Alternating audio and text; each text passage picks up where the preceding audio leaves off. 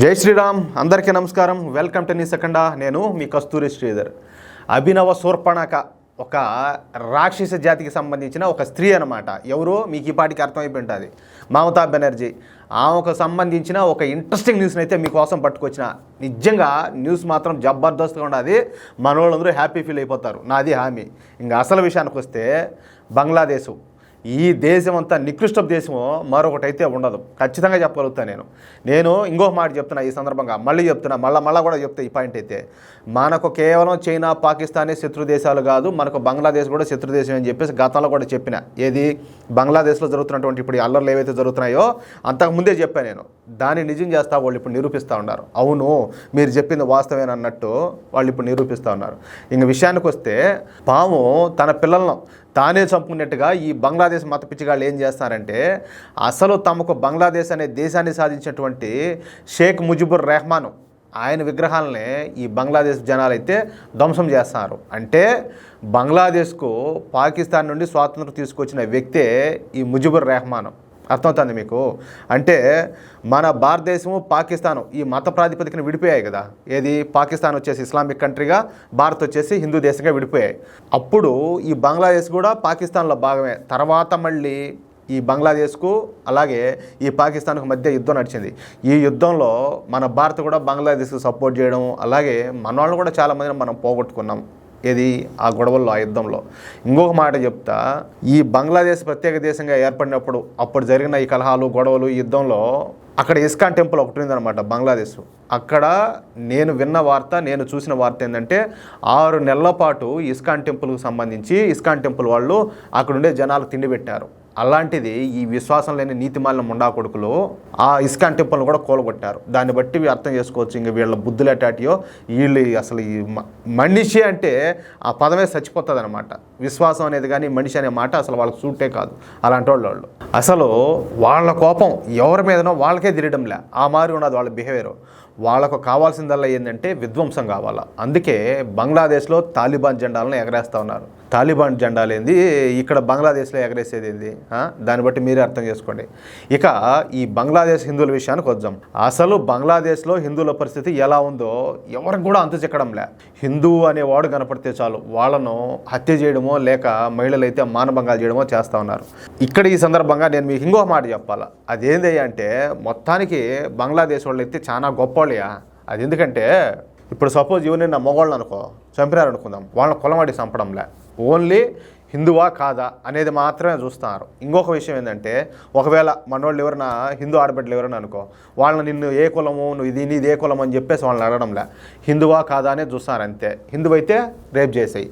ఇంకొక విషయం ఏంటంటే, మసీదుల్లోంచి కొంతమంది మత ఛాందసవాదులైనటువంటి ఆ మత పెద్దలు పోయేసి, నేను చెప్పలేను ఎందుకంటే చెప్పడం, అలాంటి పదాలు చెప్పడం కూడా నాకే బాగలేదు, ఆ విధమైన పదాలను ఉపయోగించి హిందూ స్త్రీలను ఎవరిని కూడా వదిలిపెట్టద్దు. దీన్ని బట్టి మీరు అర్థం చేసుకోండి. అలాంటి పిలుపులు ఇచ్చి హత్యలు చేయడానికి, మానభంగాలు చేయడానికి ప్రేరేపిస్తూ ఉన్నారు. దీన్ని బట్టి మీరు అర్థం చేసుకోవచ్చు.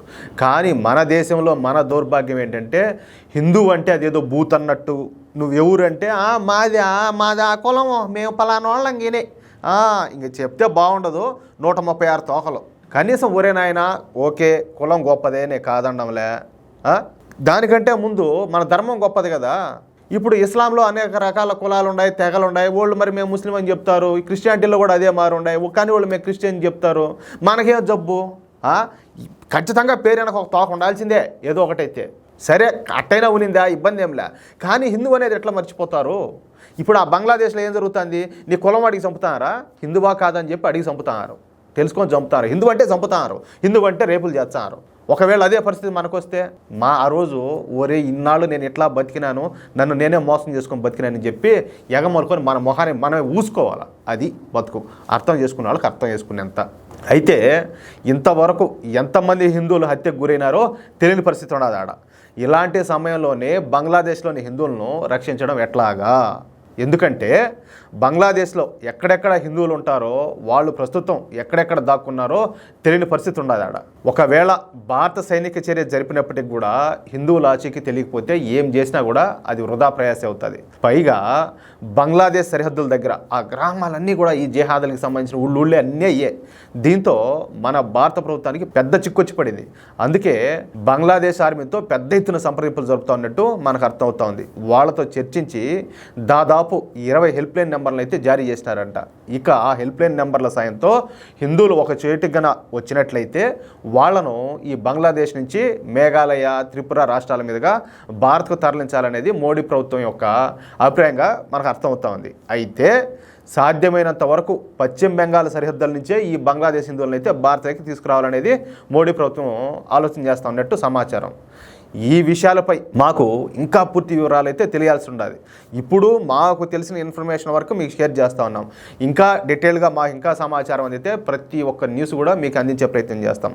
అందుకే పశ్చిమ బెంగాల్ సరిహద్దుల వద్ద దాదాపు 3 రెట్లు బీఎస్ఎఫ్ బలగాలను పెంచేసినారు. అయితే బంగ్లాదేశ్లో చెల్లాచెదిరైపోయిన హిందువులను కాపాడమంటే ఇప్పట్లో కత్తి మీద సామే. దానికి చాలా హోంవర్క్ అయితే చేయాల్సి ఉంటుంది. ఒకవేళ భారత్ కనుక రెస్క్యూ ఆపరేషన్ చేపడితే అందులో కీలక పాత్ర పోషించాల్సింది మాత్రం పశ్చిమ బెంగాల్ రాష్ట్రం. పశ్చిమ బెంగాల్ అంటే ఎట్లుంటుందో, ఆడ పరిస్థితులు ఎట్లుంటాయో, అక్కడ పరిపాలిస్తూ ఉన్నటువంటి ఆ రాష్ట్ర ముఖ్యమంత్రి మమతా బెనర్జీ పరిస్థితి ఏందో మనకు బాగా తెలుసు. అట్లాంటిది ఇప్పుడు పశ్చిమ బెంగాల్ ద్వారా అంటే ఇంక దాన్ని బట్టి మనం అర్థం చేసుకోవచ్చు.